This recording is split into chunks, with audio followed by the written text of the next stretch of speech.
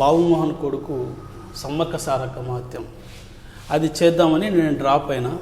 కనీసం బాబుమోహన్ ఏమంటే తమ్ముడు కనీసం ఫైనాన్స్ ఏమన్నా సపోర్ట్ చేయి, నాకు సినిమా శాటిలైట్ అమ్మగానే ఇస్తా అని ఓ 40 లక్షలు తీసుకున్నాడు. ఏది సమ్మక్క సారక్క మహత్యానికి 40 లక్షలు హ్యాండ్ ఇచ్చినాడు బాబుమోహన్.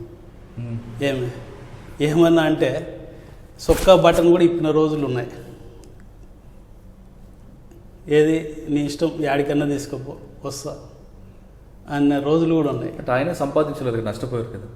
నష్టపోతే నేను ఫైనాన్స్ కాదు ఇచ్చింది, హ్యాండ్ లోన్ కదా ఇచ్చింది. సినిమాకు నాకు నేను ప్రొడ్యూసర్ను కాదు, ఒక దాంట్లో పార్టిసిపేట్ చేయలేదు. ఫ్రెండ్లీగా చేద్దామనుకున్నా డ్రాప్ అయినా, అది వాస్తవం. అంటే అప్పట్లో ఆ సినిమాతో పాటు బాబుమోహన్ గారు చాలా ఆర్థికంగా నష్టపోయారు కదా. ఆయన నష్టమే సార్. 40 లక్షలు నాది, సినిమా మొత్తం 80 లక్షలు. ఇంకొక రెడ్డి గారు ఉన్నారు, ఆయన ఒక 50 లక్షలు తెచ్చాడు. ఈ డబ్బులతోనే బాబుమోహన్ గారు సినిమా చేశారు, కానీ ఆయన డబ్బు పెట్టలేదు.